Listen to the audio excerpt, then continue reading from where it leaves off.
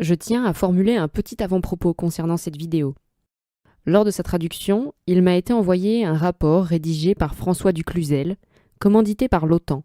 Son titre, La guerre cognitive.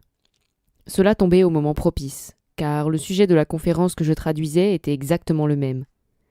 J'ai donc décidé de tout publier d'un coup, afin d'avoir une vue d'ensemble et de pointer les similitudes entre le discours de James Giordano dans la vidéo et les propos de François Ducluzel dans le rapport. Tout cela est reformulé dans un brillant article de Ben Norton, publié sur le site Grey Zone, que j'ai également traduit.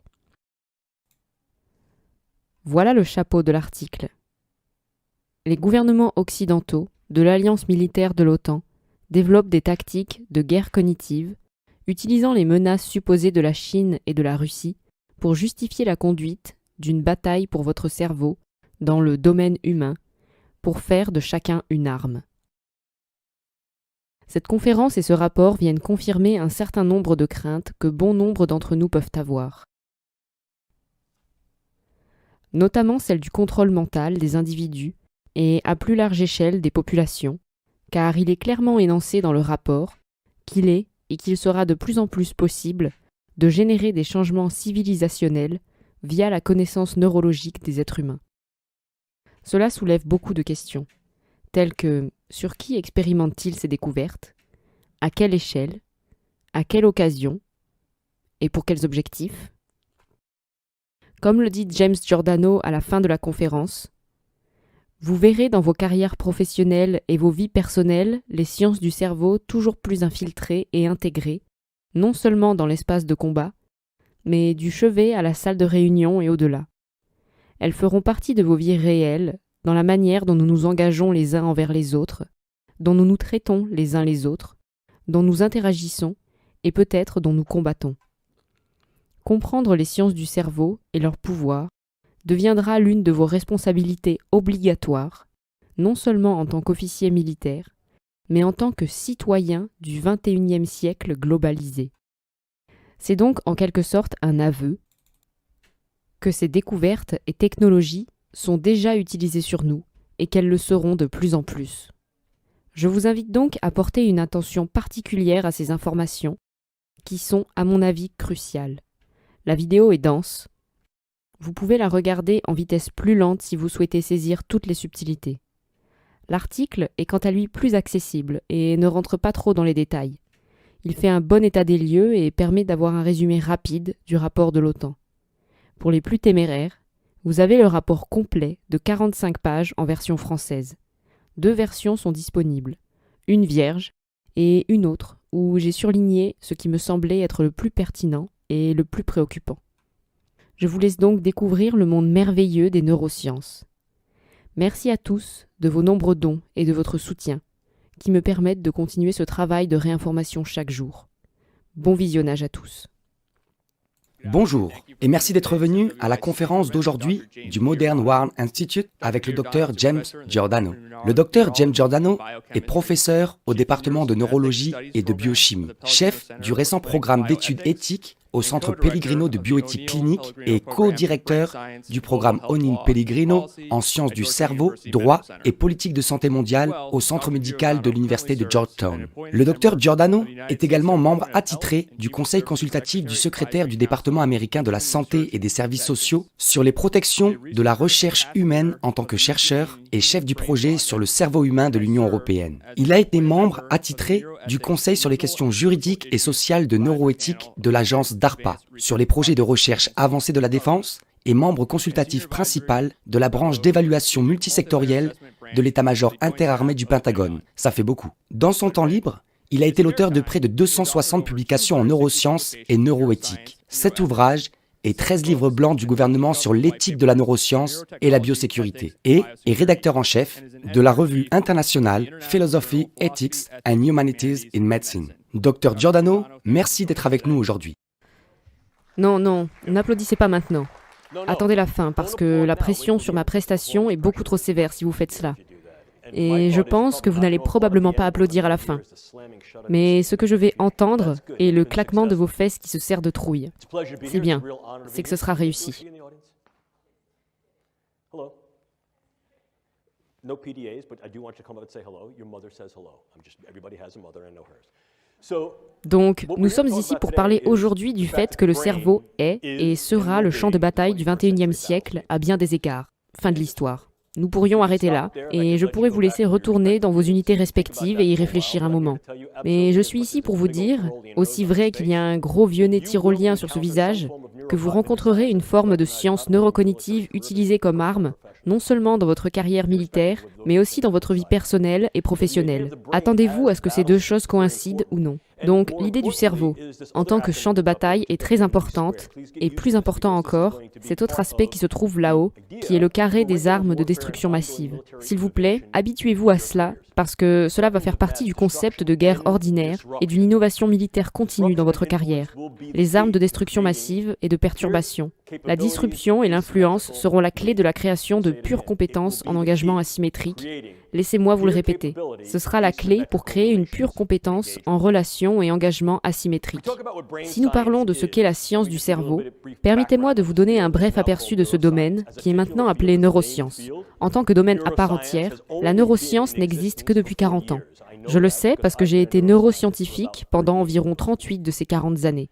Quand j'ai postulé pour la première fois dans un programme en neurosciences, il n'y avait que 4 programmes de neurosciences dans la zone continentale des États-Unis. 4. En ce moment, il y a bien plus de 200 programmes universitaires et collégiaux, plusieurs programmes au niveau des collèges, plusieurs programmes au niveau des lycées, et plusieurs dizaines de groupes de réflexion indépendants et d'organisations philanthropiques uniquement consacrées aux sciences du cerveau. Rien qu'ici aux États-Unis. De plus, ce qui devient extrêmement important pour vous de comprendre, c'est que la science du cerveau n'est pas seulement une entreprise ou un effort des États-Unis, ni uniquement un effort des alliés des États-Unis dans le monde entier. De plus en plus, cela devient un événement et une entreprise internationale, multinationale, mondiale et indépendante, qui augmente la capacité des scientifiques du cerveau à développer non seulement de nouvelles théories, mais aussi des outils plus sophistiqués. J'aime beaucoup ce diaporama, car par les quelques hommes et femmes qu'il présente, c'est un siècle d'histoire de la science du cerveau, avant même qu'elle ne s'appelle neuroscience. Regardons les choses en face.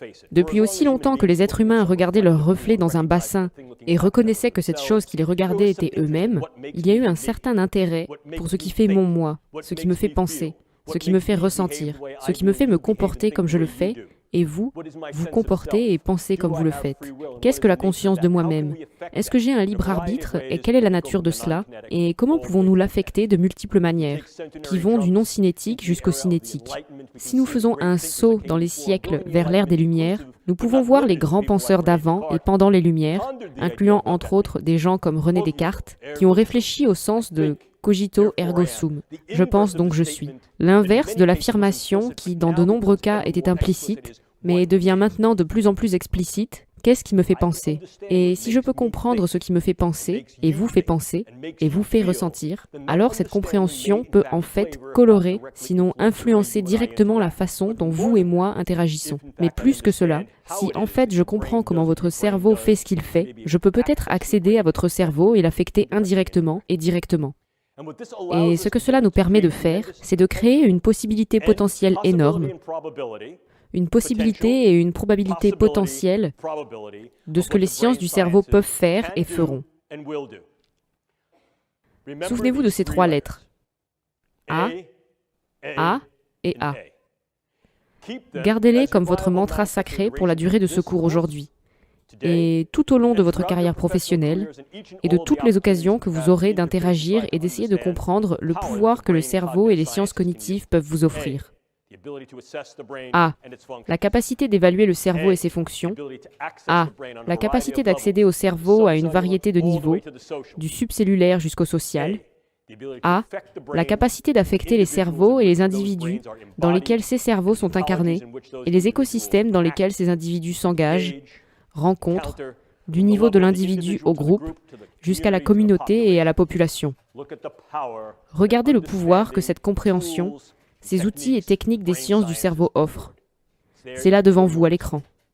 Évidemment, si en fait cela me donne un aperçu de la façon dont les gens interagissent, y compris la façon dont ils peuvent interagir de manière belliqueuse, agressive, violente et aléatoire, et si cela me confère également certains pouvoirs pour influencer, altérer, changer, atténuer cela, alors je suis clairement en mesure d'utiliser les sciences du cerveau, comme nous l'avons essayé à maintes reprises dans le passé, pour influencer les postures et les capacités non seulement de nos propres individus qui se sont engagés dans des opérations de renseignement de guerre et de sécurité nationale, mais aussi de ceux qui cherchent à nous menacer. En d'autres termes, nous pouvons utiliser ces choses dans le renseignement, la sécurité nationale et la défense. Veuillez observer la chronologie. Il y a à peine 10 ans, en 2008, le Conseil national de la recherche de l'Académie nationale des sciences a convoqué un groupe pour créer un rapport destiné à savoir si, pourquoi et comment les sciences du cerveau pourraient être viables, valables et utiles dans des opérations de renseignement de sécurité nationale et de défense. Et en 2008, ils ont fait une rétrospective sur 5 ans et sont arrivés à la conclusion que, bien que ces choses puissent être valides, leur viabilité relative à ce moment-là ne les rendait pas aptes à jouer sur le devant de la scène. Notre groupe, travaillant avec d'autres acteurs internationaux, comme le comité Nuffield au Royaume-Uni, est allé de l'avant à partir de 2008 et a approfondi un peu la question des limites internationales des capacités et des limitations des sciences du cerveau et est parvenu à un ensemble de conclusions très différentes. Non seulement les sciences du cerveau étaient de plus en plus considérées comme intéressées et utilisées pour leurs possibilités en renseignement de sécurité nationale et de défense, mais elles continueraient de l'être puisque de plus en plus de pays ont développé, au niveau international, leurs capacités et programmes spécialisés pour être en mesure d'examiner le cerveau et d'affecter le cerveau. À tel point qu'en 2014, exactement le même comité s'est réuni à nouveau et a reconnu à ce moment-là que la science du cerveau était en effet prête et opérationnelle pour jouer un grand rôle dans le renseignement de guerre et le programme de sécurité nationale. En d'autres termes, elle est valable et déjà à l'état opérationnel. Le cerveau est le champ de bataille actuel et futur, ou au moins un espace qui peut être exploité de cette manière pour pouvoir créer un effet formidable avec assez peu d'investissement et d'engagement. Autrement dit, ce que cela nous permet de faire est d'évaluer le cerveau, d'accéder au cerveau et d'affecter le cerveau. Je vais me répéter sans honte tout au long de cette conférence pour insister sur ce point en ce qui concerne les capacités, car chacune d'entre elles a une importance capitale et un potentiel de levier opérationnel. Ceci dit, quelles sont ces techniques et technologies qui ont permis ce potentiel et, si vous voulez, leur pouvoir politique, militaire et social? Eh bien, je les ai ici devant vous. En général, nous pourrions les analyser en 2 domaines distincts. Tout d'abord, les neurotechnologies d'évaluation qui, comme leur nom l'indique, sont basées sur divers outils que nous pouvons utiliser pour évaluer les structures et les fonctions du cerveau qui peuvent être impliqués dans les processus de cognition, d'émotion et de comportement. Les humains sont des utilisateurs d'outils. Mais il est rare que nous retournions un rocher, que nous regardions au coin de la rue ou que nous regardions sous le lit juste pour savoir ce qu'il y a là-dessous. Nous utilisons au minimum les connaissances que nous avons acquises en retournant la pierre et en regardant sous le lit ou au coin de la rue. Et très souvent, ces choses que nous trouvons sous la pierre, sous le lit ou au coin de la rue deviennent des outils que nous pouvons utiliser dans une variété d'autres situations. La science du cerveau, comme toute autre science et technologie, n'est pas différente. Plus tôt dans la journée, au déjeuner, j'ai eu une conversation sur la viabilité de différents types de recherches. La science juste pour savoir, parce que c'est là que se situent vos intérêts. Oh, regardez, je suis dans la recherche universitaire depuis plus de 4 décennies. Et je peux vous dire que ce genre de recherche est merveilleuse. Mais quand cette recherche est faite à dessein, quand elle est financée, et quand ce but se rapporte à ces choses qui sont proches et chères à la santé, à la survie, à l'épanouissement et à la protection des amis et des parents, alors cette recherche est une recherche opérationnelle qui a pour objectif final d'être utilisée. C'est de ça qu'il s'agit. Ça n'est pas seulement d'essayer de comprendre ce qui fait fonctionner le cerveau et la façon dont il est construit. C'est de savoir si nous pouvons y entrer pour affecter le tic-tac. Et en affectant la façon dont ce cerveau est construit et comment il fonctionne, d'influencer la manière cinétique et non cinétique, les attitudes, les croyances, les pensées, les émotions, les activités, les vulnérabilités et prédispositions relatives des individus dont nous sommes responsables en tant que nos propres forces, peut-être pour les rendre mieux protégés contre les blessures, protégés et renforcés sur le plan opérationnel et ceux qui peuvent nous menacer. Pour faire cela, nous devons intervenir. Donc, l'autre dimension de ces neurotechnologies est nos neurotechnologies interventionnelles. Mais je ne vais pas explorer ce que chacune de ces choses fait parce que vous ne voulez pas être un neuroscientifique et je ne vais certainement pas faire de vous un neuroscientifique en 1 heure. Mais je pense que cela devient important d'avoir un peu plus de clarté et plus de granularité sur ce dont nous parlons vraiment lorsque nous évoquons ces évaluations relatives et ces technologies d'intervention.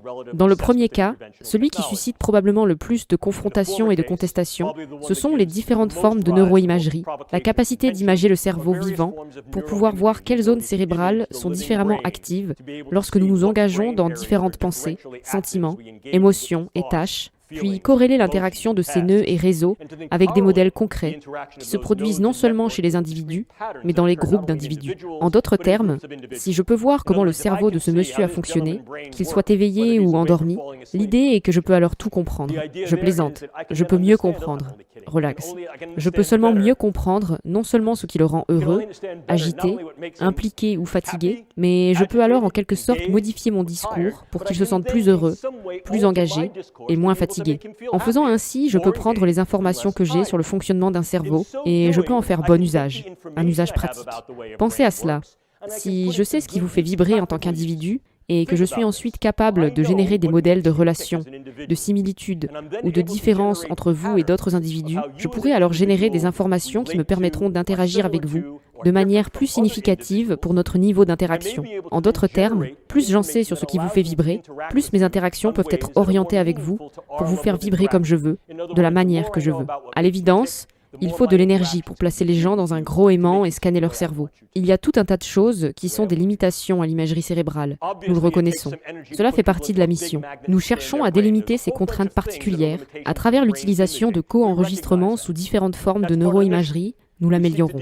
Certaines de ces formes de neuroimagerie peuvent être rendues opérationnelles sur le terrain, certaines d'entre elles ne le sont pas. Nous cherchons à rendre ces choses plus opérationnelles, non seulement pour la médecine militaire, pour évaluer les personnes qui peuvent avoir subi une lésion cérébrale et ou les effets d'une lésion cérébrale, y compris des choses comme le SSPT et d'autres formes de troubles neuropsychiatriques, mais aussi de mieux comprendre comment notre individu est capable de penser à certaines situations, comment son cerveau fonctionne, et de pouvoir classer ces individus et peut-être spécifier la façon dont nous les entraînons.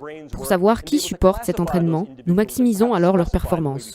Nous pouvons également utiliser d'autres méthodes, des biomarqueurs et informations génétiques, et ces informations sont essentielles. L'une des choses que vous devez apprendre est qu'en tant que personnel militaire, vos informations démographiques, biologiques, sociales et psychologiques existent dans votre veste et sont en fait récupérables en temps réel. Cette information devient de plus en plus importante à mesure que nous essayons de comprendre votre unité et la nature de la classification de cette information. La sécurité de cette information n'existe pas seulement du côté médical en ce qui concerne vos dossiers IPA, mais deviennent de plus en plus une préoccupation pour la sécurité nationale lorsque ces grandes bases de données à large échelle sur la structure et le fonctionnement du cerveau, la physiologie, des données démographiques biopsychosociales deviennent de plus en plus disponibles et de plus en plus pertinentes pour savoir ce qui vous fait vibrer, ce qui vous rend fort, ce qui vous rend vulnérable. Et le fait que d'autres pays, dont la Chine et la Russie, s'engagent dans des initiatives de neuro-big data à grande échelle pour pouvoir créer de grandes bases de données qui peuvent réunir non seulement l'imagerie et la physiologie, mais aussi d'autres formes de données phénotypiques et génétiques dans l'ensemble des populations, donne un grand pouvoir, car il y a un grand potentiel dans cette information, pour savoir où se trouvent les points clés de force et de vulnérabilité, et aussi pour intervenir, pour injecter des informations, pour pouvoir d'une manière ou d'une autre affecter ce qui semble être votre dossier médical, votre dossier personnel, la preuve que c'est vous. Et nous pouvons franchir cette étape pour aller encore plus loin. Et plus j'en sais sur la façon dont votre cerveau fonctionne en tant qu'individu, groupe, communauté et même population, plus je peux utiliser des moyens non cinétiques, tels que les moyens informationnels de récit, d'iconographie, de sémiotique, pour influencer vos émotions et vos comportements. Nous pouvons le faire de manière subliminale à travers des images informatiques. Nous pouvons le faire de manière plus liminale à travers les types d'engagement et interactions que nous pratiquons, les opérations psychologiques et les opérations informationnelles. Nous pouvons mieux former nos équipes de terrain humain pour pouvoir interagir avec des individus et une variété de cultures, de milieux et d'écosystèmes pour améliorer leur performance afin d'être moins distanciés et plus efficaces. Nous pouvons aussi aller plus loin que cela. Nous pouvons également utiliser cette technologie interventionnelle de manière à affecter directement le cerveau. Probablement ce dont vous avez entendu parler le plus récemment et le plus contemporain dans la littérature est la possibilité d'utiliser une forme d'énergie dirigée pour affecter la physiologie de manière périphérique et également pour affecter la physiologie et la santé du cerveau. Par exemple, le personnel de l'ambassade américaine à la Havane et peut-être en Chine, je ne peux évidemment pas vous en dire plus, bien que je sois l'un des chercheurs de ce projet particulier, mais cela semble indiquer et confirmer qu'il s'agissait au moins d'une forme d'énergie dirigée. Qu'elle soit totalement intentionnelle ou non reste à déterminer définitivement. Cependant, le schéma des atteintes et dommages infligés aux individus et la nature des personnes affectées suggèrent fortement qu'il s'agissait d'un acte intentionnel et dirigé, et que cela représente le bêta-test d'un possible prototype d'arme neuronale à énergie dirigée. Et il y a un certain nombre de pays qui ont développé des initiatives et un programme pour développer exactement ce genre de choses, y compris les États-Unis. Mais il y a aussi toute une série d'autres choses qui peuvent venir interférer dans votre cerveau. Plus nous comprenons la spécificité du cerveau à un niveau très granulaire, plus nous sommes capables de dériver et de développer des types spécifiques de médicaments qui non seulement peuvent améliorer et optimiser les performances de nos gens, mais peuvent également être utilisés pour atténuer la combativité et, dans certains cas, causer de profonds changements morbides chez eux, en d'autres termes, contre des tiers hostiles. Les drogues peuvent être extrêmement spécifiques et, comme je vais vous le montrer dans un instant, peuvent être très utilisées pour individualiser l'armement en termes de pathologie de précision ou d'effets de précision. Nous devons aller plus loin. Clairement, une des choses que nous pouvons aussi faire est la neuromodulation transcrânienne. L'idée est de passer par le crâne pour moduler l'activité du réseau nodal du cerveau afin d'optimiser les performances d'individus clés dans certaines tâches et performances relatives à leur mission. Et nous pouvons également le faire contre des personnes hostiles ou peut-être belliqueuses. Nous pouvons aller plus loin pour implanter certaines interfaces cerveau-machine. Ce sont de nombreux programmes DARPA dont vous pouvez entendre parler maintenant. Probablement celui qui est le plus célèbre dans un très bon sens est appelé le programme N3, le programme de neuromodulation non chirurgicale non invasif, géré par leur chef de projet, le Dr Al Emondi. Il est question ici de placer un réseau de minuscules électrodes à l'intérieur d'un cerveau, en effectuant qu'une intervention minimale, afin de pouvoir lire et écrire en temps réel dans le fonctionnement du cerveau, à distance. Les États-Unis ne sont pas seuls dans ce domaine. Et puis, bien sûr, vous avez aussi des choses un peu plus traditionnelles. Si nous parlons de choses qui peuvent être opérables dans l'espace biochimique, il s'agit habituellement de médicaments, micro-organismes, toxines, et de plus, nous envisageons certains dispositifs. Lors de la dernière convention sur les toxines biologiques et les armes, le REVCON, le groupe australien a soulevé la question de la nécessité d'accorder une attention particulière aux dispositifs neurotechnologiques susceptibles d'être utilisés comme armes. Notre groupe a également fait valoir que les considérations actuelles et les genres existants de conventions sur les toxines biologiques et les armes ne sont pas suffisamment détaillés pour être en mesure d'apprécier ou de suivre le rythme des progrès de cette forme de science qui peut être militarisée et qui pose un risque et une menace sur le champ de bataille. Donc, comment pouvons-nous alors utiliser ces éléments comme armes pour lutter contre les autres? La définition formelle d'une arme, selon l'Oxford Old English Dictionary, signifie lutter contre les autres. Et nous pouvons le faire de plusieurs manières. Nous pouvons influencer leur comportement et leurs pensées, de manière à les rendre plus dociles à ce que nous faisons. L'idée d'une altération armée positive, où nous pouvons en fait atténuer et, dans certains cas, annuler complètement leur potentiel, leur volonté et leur détermination à se battre. Si nous combinons ces deux définitions en une seule, nous trouvons les agents qui vont soit changer les pensées, les vulnérabilités, l'instabilité des individus en violence et en agressivité, soit provoquer une morbidité, un dysfonctionnement et ou une mortalité, de manière à affaiblir complètement leur mobilisation. Vous êtes toujours avec moi? Ceci dit, nous pouvons séparer n'importe quelle forme d'altération armée en deux catégories distinctes, armes douces et armes dures. Dans l'ancien classement, les armes douces incluent sans illimité des éléments tels que l'effet de levier économique pour créer des valeurs économiques de marché, une présence sur le marché et aux tables de négociation internationales pour développer une puissance et un impact international en tant qu'arme douce. Il est clair que plus nous sommes en mesure d'avoir un impact dans un domaine, dans une dimension, grâce à l'infiltration de la technologie de la recherche médicale dans une variété de domaines de l'espace public, plus nous sommes en mesure de produire un effet de levier économique fort. Je pense qu'une considération importante que je répéterai plus tard dans cette conférence particulière, est qu'il y a des pays en dehors des États-Unis et ou de l'Occident qui ont l'intention d'augmenter leur capacité dans les sciences du cerveau afin d'être en mesure d'obtenir ce type de pouvoir économique et de marchés internationaux dans les domaines de la médecine, de la science, de la technologie et de l'armement. Parmi eux, notamment la Chine. Nous en reparlerons dans un instant. Nous pouvons également utiliser des armes et une approche plus douce, comme je l'ai mentionné plus tôt. Plus j'en sais sur ce qui vous motive, plus je pourrai peut-être faire des choses comme potentialiser l'approche que j'adopte dans mes interactions et engagements avec vous. Ici, nous pouvons utiliser les sciences du cerveau pour des opérations psychologiques, notamment l'un des programmes DARPA dirigé par le chef de projet, le Dr Bill Casbeer, qui est ensuite devenu le chef de projet chez Lockheed Martin et a géré leur programme d'interface cerveau-machine. Bill Casbeer, dont le programme a été nommé réseau narratif, et l'un des composants du projet s'appelait narration neuronale. Si nous comprenons comment les cerveaux, les individus, les groupes et les populations réagissent à certaines formes d'imagerie, de mèmes, d'iconographie, nous serons davantage en mesure d'adapter ces éléments dans le cadre de nos opérations de propagande psychologique. Je pense donc qu'il faut être capable de mobiliser ces personnes de manière plus positive ou plus influente, pour pouvoir orienter leur comportement, leurs prédispositions et peut-être leurs implications à nos côtés à différents niveaux, de l'individu jusqu'à la politique. Mais alors bien sûr, nous passons à des formes plus dures d'armes, telles que les balles et les bombes.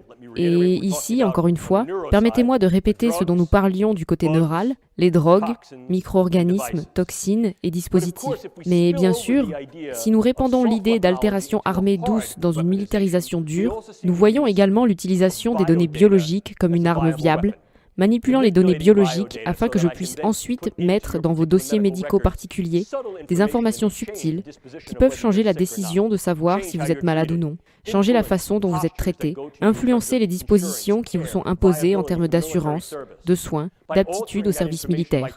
En modifiant ces informations, en changeant ces données, en dérobant ces données, j'ai essentiellement changé votre état et je peux le faire de manière très subtile et insidieuse. De plus, je peux le faire à différents niveaux qui peuvent affecter des personnes clés, de sorte qu'en fait votre dossier médical change et vous rende ainsi invalide ou au moins inapte à une certaine forme de service. Ou je peux le faire à plus grande échelle, de groupe, population. Et si je modifie ces données, je change la façon dont vous êtes considéré et traité, et je peux le faire de l'une des deux manières suivantes. Je peux le faire de sorte que vous soyez considéré négativement, ou je peux faire en sorte que je vous traite de manière incorrecte. Disons par exemple que vous avez une allergie ou des sensibilités particulières, ou que vous souffrez d'un trouble particulier. Vous serez traité pour cela, et cela pourrait alors nuire à votre santé et à votre stabilité, à la fois dans une optique de guerre à court terme ou à long terme. Mais si nous examinons cela un peu plus en détail, vous pouvez voir qu'une fois de plus, cela revient à l'idée de ce que nous pouvons faire pour les nôtres et ce qui peut être fait aux autres. Clairement, une dimension, un domaine d'aptitude et de valeur opérationnelle est d'améliorer les capacités de l'opérateur de combat et de renseignement à travers une gamme d'aptitudes à la fois dans des forces à usage général et plus spécifiques. Et c'est la notion d'activation neurale. Vous en entendrez parler de différentes manières. Optimisation de la performance, amélioration, activation, maximisation. Ces termes signifient quelque chose. Il y a quelques années, notre groupe a été chargé avec l'armée de l'air de développer un lexique, une nomenclature, qui serait capable de les définir de manière plus précise, et je ne vais pas vous ennuyer avec cela maintenant, mais l'idée d'activation en donne, je pense, un sens particulier qui est pertinent. Vous permettez à des individus d'accomplir certains aspects de l'exécution d'une tâche qui est pertinente et justifiée pour leur mission opérationnelle, et qui est en fait effectuée dans le cadre de la protection de leurs fonctions. En d'autres termes, nous disons que nous allons vous rendre apte à servir, et nous avons décidé que c'est pour une bonne raison. La raison pour laquelle cela peut devenir problématique, bien sûr, est quelle définition du bien utilisons-nous. Mais quel que soit le nous auquel nous nous référons, ce sens peut être assez différent de celui relatif à « il », et en conséquence, nous devons garder une gamme beaucoup plus large d'opportunités et de possibilités ouvertes pour être conscients des avantages potentiels, des dommages et des risques que ce type d'engagement peut causer. Quel genre de choses pouvons-nous faire pour rendre nos gens meilleurs? Eh bien, nous pouvons certainement utiliser une variété de logiques psychopharmacologiques et pharmacologiques avancées, en d'autres termes des médicaments. Et je vous renvoie à un livre merveilleux, écrit par un de mes collègues, le professeur Jonathan Moreno, intitulé Mind Wars. La première édition est sortie en 2006, la deuxième édition est sortie en 2012, et le professeur Moreno fait un très bon travail en expliquant l'histoire et l'historicité de la manière dont les sciences du cerveau et cognitives ont été utilisées dans des opérations de renseignement de sécurité nationale et de défense à la fois par les États-Unis et plus globalement. Et ce que nous voyons, c'est que ce n'est certainement pas nouveau. Nous pouvons regarder dans l'Antiquité et voir qu'il y a eu des tentatives pour essayer de maximiser l'aptitude, la performance, l'endurance, la durabilité et la résistance de ces individus qui sont des combattants de guerre opérationnelle, littéralement depuis la Rome et la Grèce antique jusqu'au XXe et maintenant au XXIe siècle. Ce sont les outils et les techniques basés sur la compréhension et la compétence que nous avons qui augmentent la granularité et la spécificité de l'effet, ainsi que la sophistication et la portée du résultat.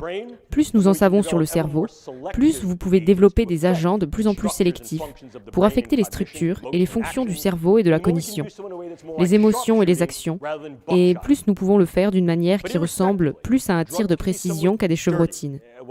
Mais ici, les drogues peuvent être un peu sales. Ce que je veux dire par là, c'est qu'elles peuvent avoir une multitude d'effets indésirables. Certains d'entre eux sont des effets secondaires, d'autres des effets directs, et très souvent nous verrons qu'à moins d'être capable de délivrer les médicaments directement à un site particulier dans le cerveau, ou ailleurs dans le système nerveux, Ils peuvent avoir une variété d'effets dans tout le corps, ce qui peut nous conduire à des résultats indésirables. Mais nous n'avons pas besoin de nous limiter aux médicaments. Non, non. Nous pouvons aussi utiliser une variété d'interfaces informatiques, cerveau-machine, qui sont à la fois en boucle fermée et en boucle ouverte. Et celles-ci incluent des choses comme la stimulation magnétique et électrique transcrânienne, stimulant le nerf vague par voie transdémique, ou si vous vouliez obtenir des interfaces cerveau-machine un peu plus invasives, mais certainement plus spécifiques, grâce aux implants cérébraux profonds et superficiels. Et je vous dirais que l'un des principaux projets dans le développement d'implants cérébraux de pointe est un projet financé par la DARPA, visant le côté médical pour le traitement des troubles du spectre neurologique et neuropsychiatrique. Et ce programme est appelé Subnets, des technologies neuronales basées sur des systèmes de sous-réseau pour des thérapies émergentes. Mais vous devez également comprendre que ce programme DARPA, comme tout programme orienté vers l'implication des fonctions cérébrales pour ensuite modifier ces fonctions de certaines manières, directives, peut être exploité pour des finalités à double usage, à des fins médicales qui sont ensuite profondément destinées à la médecine et utilisées pour d'autres programmes, y compris permettre l'amélioration des combattants. De plus, nous comprenons qu'il existe un certain nombre de pays en dehors des États-Unis, dont certains sont alliés, d'autres qui sont en compétition si ce n'est pas combatif, qui sont engagés dans ce type de programme d'études de capacité de modulation transcrânienne et intracrânienne profonde de la fonction cérébrale pour améliorer les performances fonctionnelles des opérateurs militaires et du renseignement à travers une gamme de missions concrètes. Nous ne sommes pas seuls dans ce domaine, et je pense que c'est quelque chose dont il faut tenir compte. Mais ce n'est pas seulement une question de ce que nous pouvons faire pour nous-mêmes, parce que très souvent, en soulevant ces questions, nous tendons à, comme je le dis, pécher par excès de probité morale et nous reconnaissons qu'il y a des limites particulières, des frontières, des seuils qui ne doivent pas et peut-être ne peuvent pas être franchis en termes de ce que nous pouvons faire. Et si nous avons l'intention de les franchir, nous ne le faisons que sur consentement et qu'il est fortement dépendant de la nécessité d'une continuité de la recherche et des soins cliniques pour comprendre ce qui arrive à l'individu une fois qu'il a été activé et amélioré, et ce qui peut arriver lorsqu'il n'est plus activé. En d'autres termes, plus familièrement, lorsque Superman devient Clark Kent, ce qui arrive à Clark devient comme le fardeau de nos responsabilités. Cependant, ces soucis éthiques ne sont pas homogènes sur la scène mondiale, et l'idée de repousser les limites de ce qui peut être fait aux combattants, à l'opérateur de renseignement, et peut-être plus largement à ces individus qui peuvent s'opposer à des régimes particuliers ou peut-être à des combattants militaires contre votre propre régime, est très souvent encadré et, dans certains cas, restreint par les philosophies, les cultures et l'éthique de ces individus qui peuvent être en compétition sinon combatifs envers nous. Dit autrement, cela peut également être utilisé comme arme contre d'autres. C'est là que nous arrivons à l'idée de nouvelles armes neurales. Encore une fois, ce n'est pas nécessairement nouveau, mais l'élan dans cette dimension du domaine s'est accéléré en conséquence d'une meilleure compréhension du cerveau, une capacité accrue à développer des outils et des techniques pour accéder et affecter le cerveau. Donc, que voyons-nous ici? Eh bien, regardez, nous voyons les produits neuropharmaceutiques et les toxines organiques à faible rayon d'action. Ce qui est nouveau à ce sujet, c'est la nature délimitée de cela. De plus en plus, nous ne voyons pas ces choses comme des armes de destruction massive contre les aspects de croissance de la population, bien que certainement de nombreuses armes neuronales telles que le gaz sarin, le VX et d'autres formes d'agents neurotoxiques peuvent être utilisées contre de grands groupes de personnes, mais c'est désordonné. Plus spécifiquement peut-être, nous pourrions cibler des individus à un niveau qui permet soit une imputation directe de l'action, soit une opération secrète sans imputation. Laissez-moi vous donner un exemple de ce que je veux dire. Ce monsieur est un leader d'un groupe quelconque, politique, social, un groupe de combattants. Et pendant une trêve, lui et moi avons annoncé la tenue d'une réunion. Et pendant cette réunion, j'enduis le bord de son verre, son stylo, son siège ou quelque chose dans son environnement de drogue ou de toxines à très faible dose qui vont affecter sa stabilité. Elles peuvent affecter le fonctionnement de son cerveau et par conséquent, elles peuvent affecter ses schémas de pensée, son émotivité relative et les comportements qui vont de pair avec cela. Deux choses peuvent se produire. Il peut être complètement handicapé à cause de cela, ou il peut changer son niveau d'aptitude et d'implication et se rendre à la réunion en pensant « je déteste ce gars est mon ennemi, il sort du lot, j'aime ce gars-là est super ». Maintenant, que peut-il se passer? Si en fait c'est un monsieur qui a un pouvoir financier, charismatique, électif ou dictatorial, il se peut que ses partisans le suivront à leur aveuglément. Il est arrivé à la réunion en tant que leader de ses partisans qui étaient belliqueux, instables, violents et agressifs. Il sort de la réunion, il leur dit de changer leur comportement et ils le font. ou je pourrais rompre la confiance. Maintenant, il quitte cette réunion en épousant une philosophie ou une posture très différente et ses partisans n'adhèrent plus à ses préceptes, ses principes ou son autorité, et j'ai brisé le mélange de confiance, d'implication, d'aptitude qu'il avait suscité, laissant cette population perturbée et vulnérable à une intervention, à un coup d'État, à une junte, à un certain type de reprise en main extérieure de l'autorité. Vous voyez comment cela peut fonctionner. De plus, je peux utiliser cela de manière très tactique. Certains de ces agents me permettent d'assembler les composants sur place et de ne pas avoir à le stocker, ce qui me permet de faire entrer et sortir des composants d'un pays relativement furtivement, de cibler un individu spécifique, de changer ou éliminer cet individu avec très peu de traces et d'indices, et de pouvoir partir avant toute suspicion. Pensez au Novichok, où je pourrais en fabriquer de très petites quantités qui permettraient alors une intervention spécifique, typiquement dans un lieu qui n'autoriserait pas une telle intervention. Pensez à l'utilisation d'une dérive de VX dans un aéroport. Mais je pourrais faire plus que ça. Je pourrais aussi provoquer des effets d'entraînement beaucoup plus larges, et l'une des façons de le faire, c'est avec ce qu'on appelle des agents neuromicrobiologiques à haute morbidité. C'est une façon très élégante de dire neurobug, mais des neurobugs à haute morbidité. Je ne veux peut-être pas tuer beaucoup de gens. En fait, il est possible que j'adopte ce qu'on appelle parfois le mantra du marin Malan. Pour ceux d'entre vous qui sont des amateurs et des étudiants en histoire militaire, vous vous souvenez peut-être que Sailor Malan, le commandant d'escadre Sailor Malan, était un Sud-Africain qui a volé pour la Royal Air Force pendant la Seconde Guerre mondiale et qui s'est fait connaître pendant la bataille d'Angleterre pour avoir abattu des avions allemands et les avoir laissés rentrer chez eux estropiés, en particulier des bombardiers. Et on lui demandait pourquoi n'avez-vous pas abattu cet avion ? Et son conseil était simple. Mieux vaut laisser rentrer cet avion chez lui avec l'équipage blessé ou crachant leurs poumons, avec un membre d'équipage mort dont il devait tenir compte et donc perturber leur aptitude opérationnelle en vol, plutôt que l'abattre. Parce que l'effet psychologique sera contagieux et dévastateur. C'est parfois appelé l'effet Malan. Que puis-je faire ? Je peux utiliser un micro-organisme particulier que je peux maintenant modifier grâce à l'utilisation d'une technique d'édition de gènes qui est largement disponible et assez facile à utiliser. Je peux prendre un bug qui était auparavant relativement bénin et non pathogène et rendre ce bug virulent, pathogène, dangereux. Et alors, que puis-je faire ? Je pourrais introduire ce bug dans des sites clés, à Des Moines, Seattle, Tampa, Newark, Houston. J'ai quelques personnes qui tombent malades. Je le fais dans un avion, dans un aéroport, un événement sportif. Je le fais durant le Black Friday. Et ensuite, ce que je ferai, c'est m'en attribuer le mérite. Mais je veux m'assurer qu'au moins une partie de la constellation des symptômes n'est pas seulement neurologique, mais profondément psychologique. Agitation, débilitation, transpiration, problèmes d'estomac, insomnie, problèmes cardiaques, des choses qui sont très neurologiques dans leurs effets, du cerveau au corps et du corps au cerveau, dans un effet de cascade de bas en haut.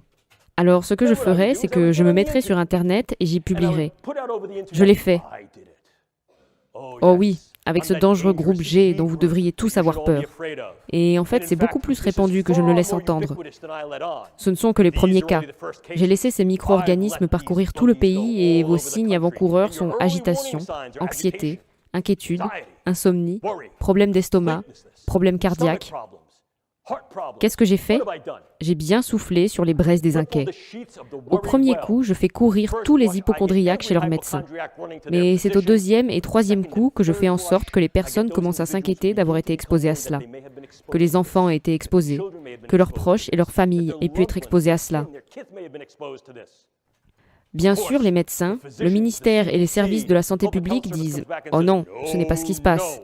Mais je reviens sur Internet et je dis « Oh, n'écoutez pas ça, c'est erroné, c'est faux. Votre gouvernement sait ce qui se passe et ils ne peuvent rien y faire. Et ils ne peuvent pas vous soigner. Ils vont finir par vous confiner. Combien de personnes aurais-je besoin d'affecter ? Nous l'avons modélisé, entre 12 et 240. Quel en serait l'effet ? Accrochez-vous, en 41 à 45 jours, nous ferions s'écraser le système de santé publique des États-Unis. Planté. En faisant ainsi, je rends l'infrastructure des États-Unis vulnérable, ici ou ailleurs. Vous voyez la réaction en chaîne ? Vous voyez l'effet perturbateur ? Je peux perturber un individu du niveau de ses cellules jusqu'à son système et perturber les individus à divers niveaux, des individus jusqu'au tissu social. Et ce tissu social peut aller encore plus loin. Il peut être géopolitique. Et demandez-vous un instant, si vous pouvez, Pourquoi serait-il utile en quoi que ce soit d'affecter, perturber et neutraliser des individus membres du personnel de l'ambassade à La Havane?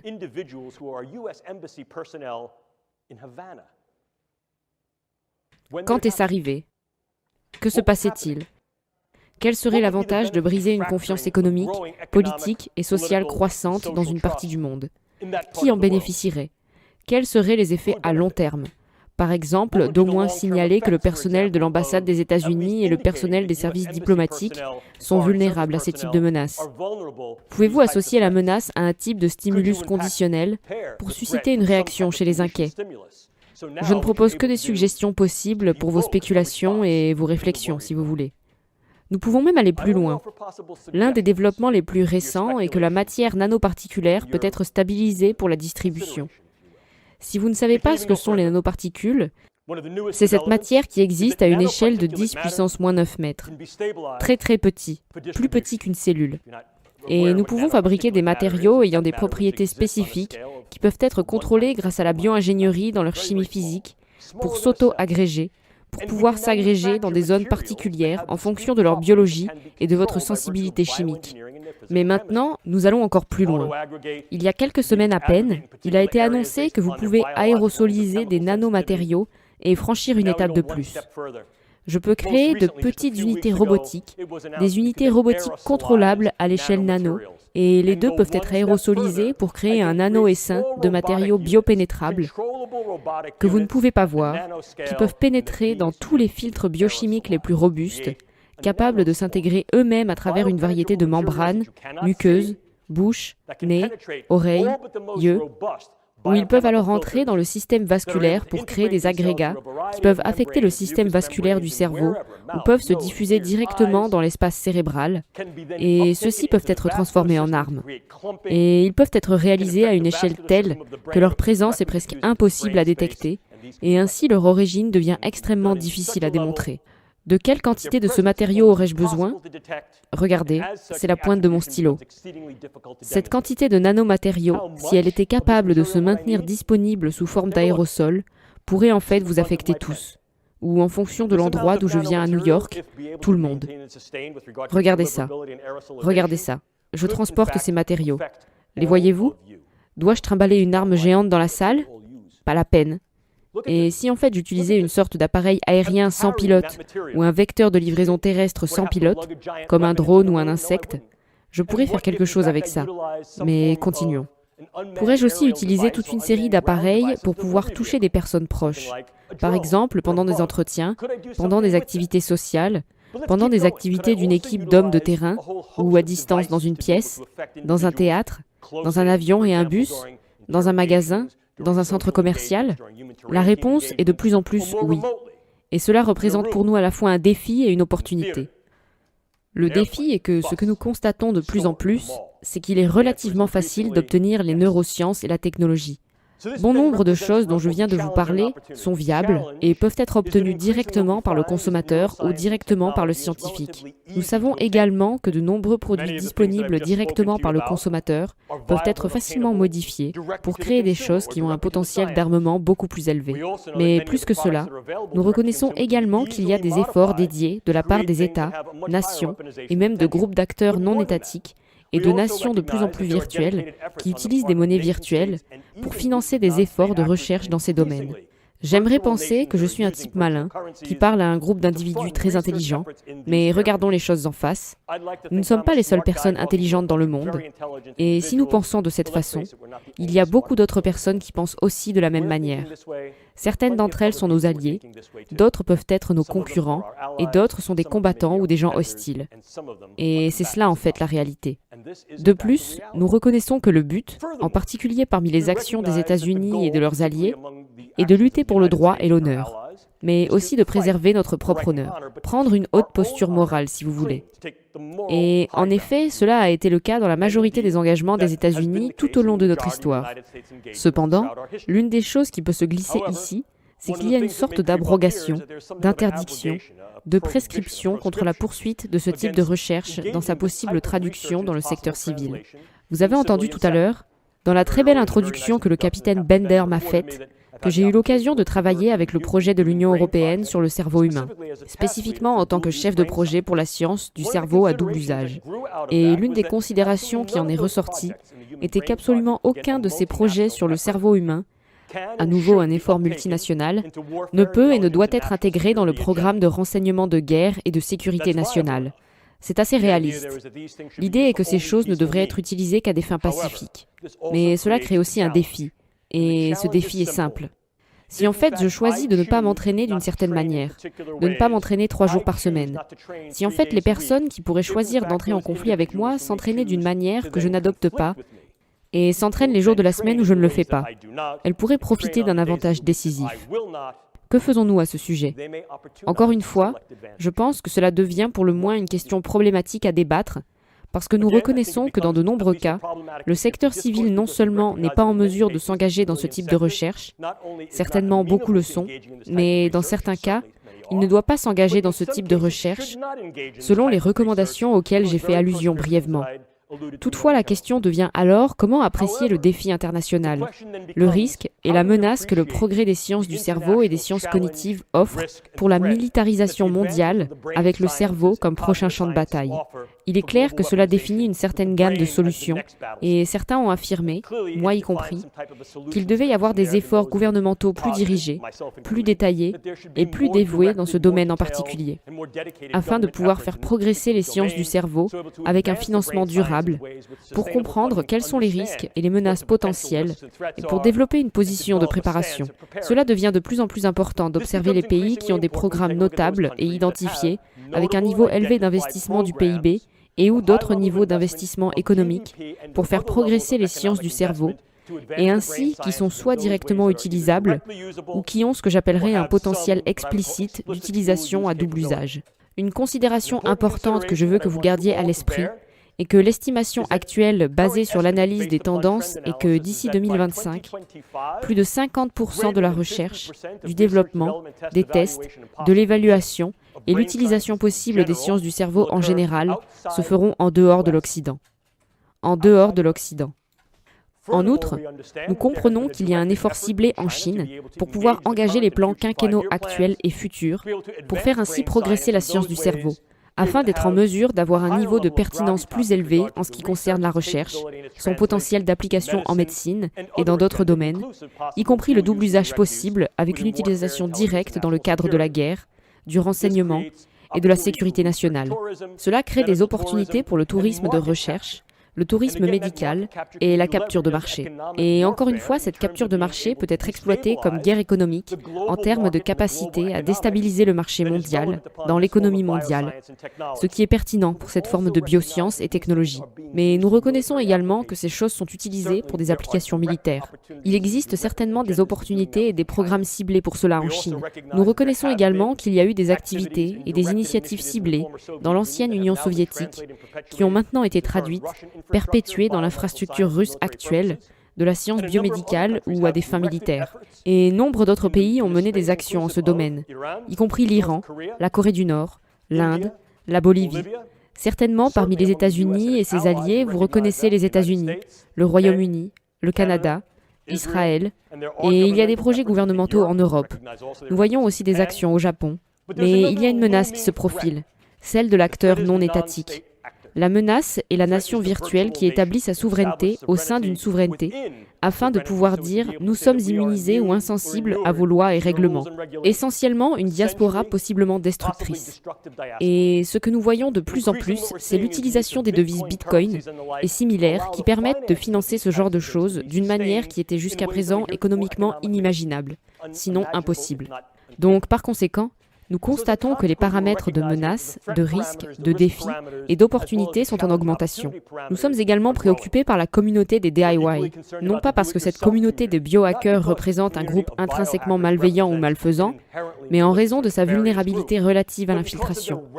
Et nous constatons cela à un tel point qu'à l'heure actuelle, The Federal Bureau of Investigation de ce pays a consacré des efforts continus à essayer de maintenir une communication, une interaction et un engagement permanent avec cette communauté, afin d'être en mesure de mieux surveiller la capacité relative de son propriétaire au vol, à l'infiltration, à la manipulation et au mauvais usage. Il est clair que si nous considérons ces choses comme des armes destructives possibles, les critères les plus caractéristiques ou classiques des drogues, des bugs et des toxines répondent au moins à certaines des catégorisations existantes des conventions sur les armes biologiques, les toxines et les produits chimiques. Cependant, comme ces agents perturbateurs, ces agents qui peuvent être assemblés et développés à partir de zéro et qui ne répondent pas à ces critères, vous pouvez contourner les traités existants, les documents secrets et les documents officiels et, par conséquent, développer ces moyens, ces méthodes, ces outils et ces technologies en toute discrétion. De plus, en tant qu'agents perturbateurs, ils n'ont pas besoin d'être produits en série ou stockés.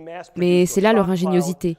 Ils peuvent être assemblés in situ, en quantité relativement faible, et utilisés avec des effets spécifiques contre des individus et de petits groupes, pour pouvoir provoquer des effets perturbateurs, non seulement au sein de cet organisme ou ce groupe d'organismes, mais au-delà, au niveau du système, au niveau social, au niveau géopolitique. Il y a là de grands pouvoirs à exploiter. Clairement, ce que nous pouvons faire est interpellant. Par conséquent, ce que nous devons faire reste un problème.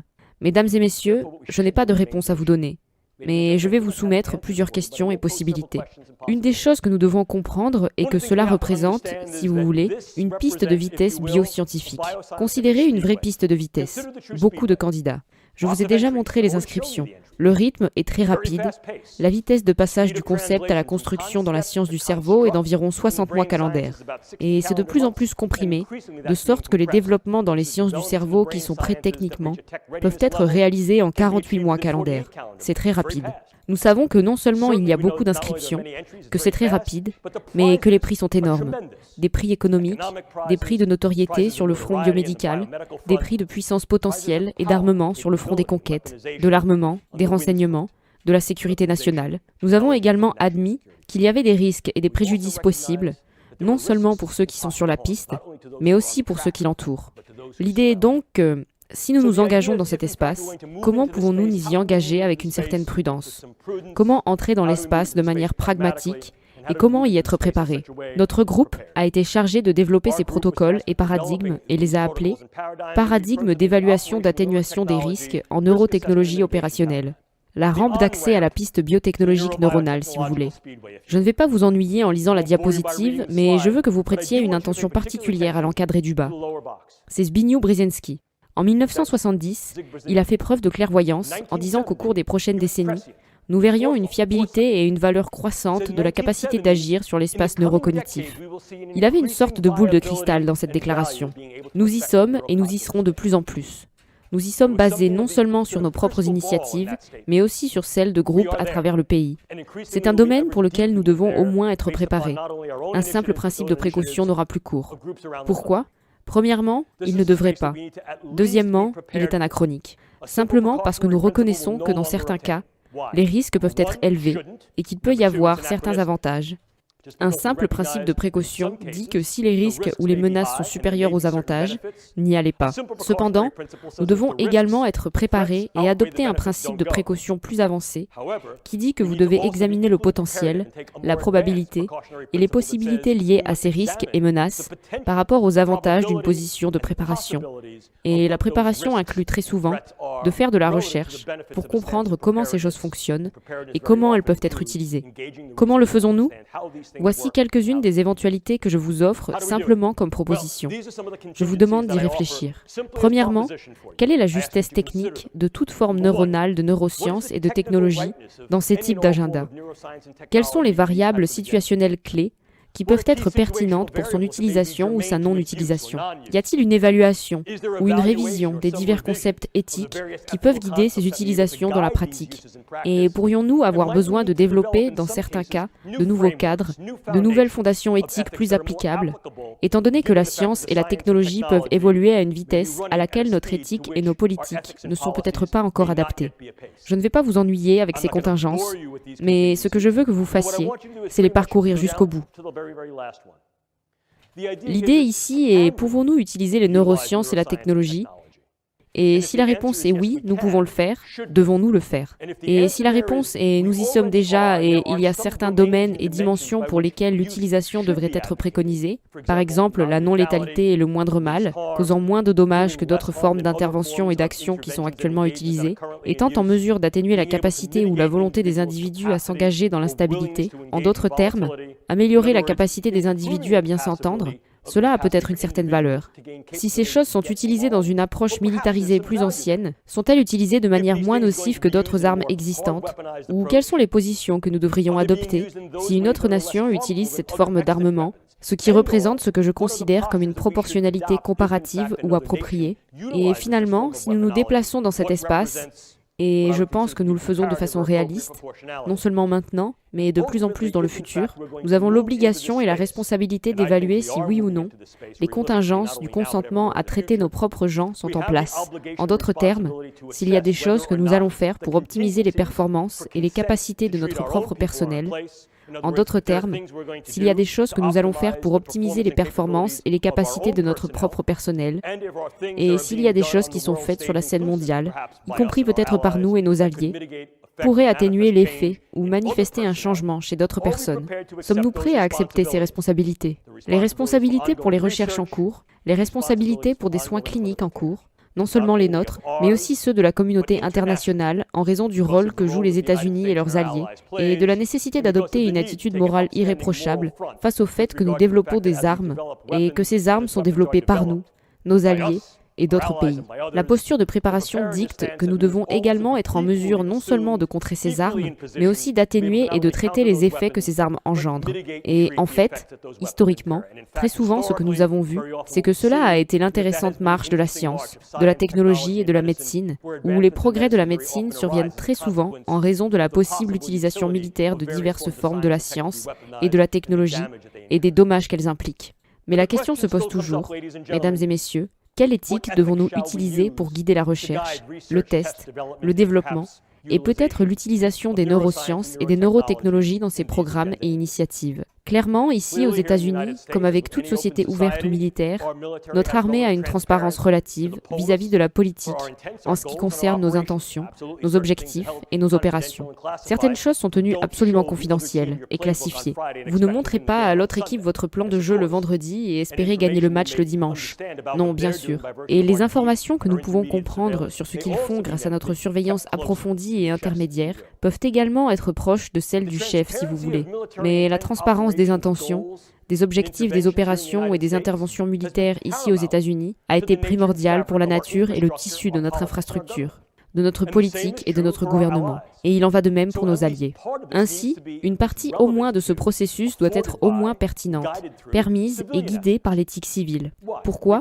Parce que dans de nombreux cas, ce sont les institutions civiles qui, jusqu'à présent, ont été impliquées au moins dans une partie de la recherche et du développement, qui peut être prise en compte dans des agendas d'utilisation double ou directe. Et en tant que telles, ces choses sont soumises et, je pense, valablement soumises à l'éthique civile de la science et de la technologie, ou à l'éthique biomédicale. Mais si nous nous éloignons de plus en plus de cela, si nous disons qu'effectivement les prescriptions et les interdictions, telles que celles qui sont proposées et exploitées par le projet Cerveau humain de l'Union européenne et dans le monde entier, par des choses comme les traités sur la recherche à double usage, comme celui qui a été développé à SOMAR, sont prises à cœur et que les agences civiles, les institutions et les organisations sont essentiellement contraintes, dissoutes, exclues de leur mission dans ce type d'activité, qui reprendra alors le flambeau? De plus en plus, il y a un certain intérêt, une réelle discussion sur le réinvestissement dans les agences gouvernementales et les agences sponsorisées par le gouvernement qui sont spécifiquement et explicitement dédiées à ces activités, pour éviter toute confusion sur l'intention et sur qui fait quoi. Nous ne voulons pas avoir un autre scénario, comme celui de Robert Oppenheimer, regardant le premier test de la bombe atomique et disant « Qu'est-ce que j'ai fait? Je suis sourd. Dr Oppenheimer, que pensiez-vous que vous faisiez ?» Nous ne voulons pas de ces confusions.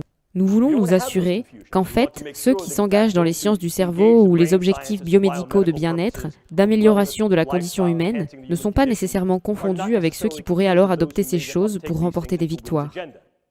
Mais si c'est le cas, et que ces choses se déplacent davantage vers des institutions gouvernementales, organisations et initiatives, L'éthique civile est-elle encore valable? Et si nous utilisons l'éthique militaire, quels principes éthiques militaires seront appliqués?